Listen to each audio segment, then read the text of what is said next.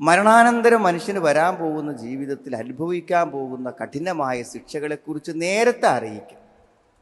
അവിടെ നമുക്ക് ലഭിക്കാനിരിക്കുന്ന അവർണ്ണനീയമായിട്ടുള്ള സുഖസൗകര്യങ്ങളെയും സന്തോഷങ്ങളെയും സ്വർഗത്തെയും കുറിച്ച് സന്തോഷ വാർത്ത നേരത്തെ അറിയിക്കും.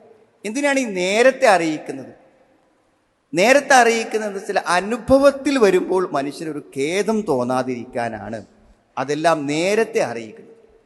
ഇപ്പൊ നാളെ പരലോകത്ത് ആളുകൾ വിലപിക്കുന്ന ഒട്ടേറെ രംഗങ്ങൾ വിശുദ്ധ ഖുർആനിൽ നമുക്ക് കാണാൻ പറ്റും. ഖാലൂ ലൗ കുന്നാ നസ്മഉ ഔ നാഖിൽ മാ കുന്നാ ഫീ അസ്ഹാബിസ് സഈർ, ഞങ്ങൾ കേൾക്കുകയും ഞങ്ങൾ ചിന്തിക്കുകയും ചെയ്തിരുന്നുവെങ്കിൽ ഞങ്ങൾ ഒരിക്കലും നരകക്കാരാകുമായിരുന്നില്ല എന്നാണ്. യുബസ്സറൂനഹും യവദ്ദുൽ മുജ്രിമു ലൗ യഫ്തദി മിൻ അദാബി യൗമഇദിൻ ബിബനി.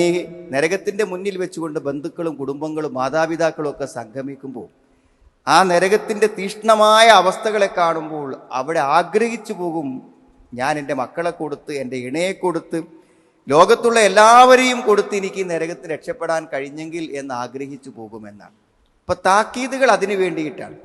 അതേപോലെ സന്തോഷവാർത്ത അറിയിക്കുന്നതും പ്രതിഫലത്തെക്കുറിച്ചും അറിയിക്കുന്നത് എന്തിനു വേണ്ടിയിട്ടാണ്? അവിടെ ചെന്ന് ആ വിശാലമായ സുഖസൗകര്യങ്ങൾ നഷ്ടപ്പെടുമ്പോൾ മനുഷ്യനൊരു ഖേദം തോന്നാതിരിക്കാനും എൻ്റെ ജീവിതം എനിക്ക് സാർത്ഥകമായി എന്നാശ്വസിക്കാനും സംതൃപ്തിപ്പെടാനും ഒക്കെ ആ സന്തോഷ വാർത്തകൾ ഉപകരിക്കും.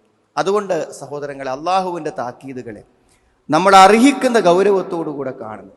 നിസ്സാരമായിട്ട് കാണാൻ പാടില്ല.